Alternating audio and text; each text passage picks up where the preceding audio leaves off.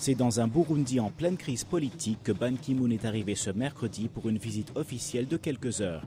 Le secrétaire général de l'ONU est venu exhorter les Burundais à continuer leur transition de la guerre civile à la démocratie. Car suite à un boycott de l'opposition, le président Pierre Nkurunziza reste seul candidat à l'élection présidentielle du 28 juin. Votre pays passe par une phase extrêmement importante. Je félicite tous les Burundais des succès qu'ils ont obtenus dans la consolidation de la paix. Vous vous êtes montré résolu à surmonter les perturbations d'un temps et vos résultats sont évidents.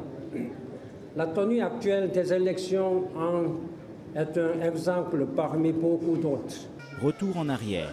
Le 24 mai, les Burundais se rendent massivement aux urnes pour élire leurs conseils municipaux. De l'avis des observateurs et de la commission électorale, les élections ont été libres et légitimes, malgré quelques irrégularités.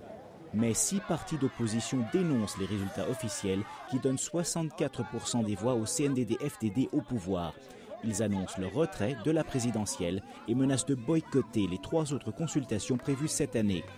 Ces deuxièmes élections multipartites depuis la fin de la guerre civile en 2005 sont les premières depuis l'accord de paix passé il y a 18 mois avec les FNL, le dernier groupe rebelle Hutu.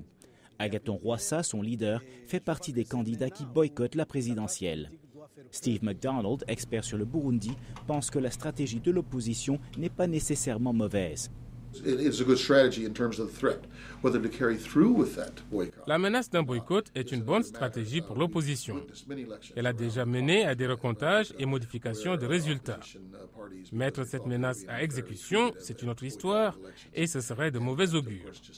Mais l'opposition pourrait, disons, boycotter la présidentielle et participer aux consultations suivantes, y compris les législatives. Beaucoup pensent, comme Steve McDonald, que les antagonismes, autrefois synonymes de guerre civile, entre la majorité Hutu et la minorité Tutsi, ont diminué sous le mandat du président Nkurunziza, qui est d'ailleurs populaire parmi l'électorat.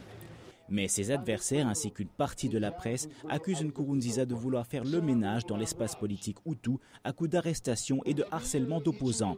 De là à accuser le pouvoir de fraude électorale, il n'y a qu'un pas que beaucoup d'opposants ont aisément franchi.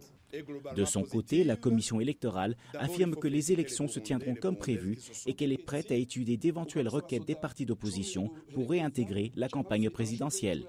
Robert Daguillard, La Voix de l'Amérique à Washington. habaye ikihe mu gihugu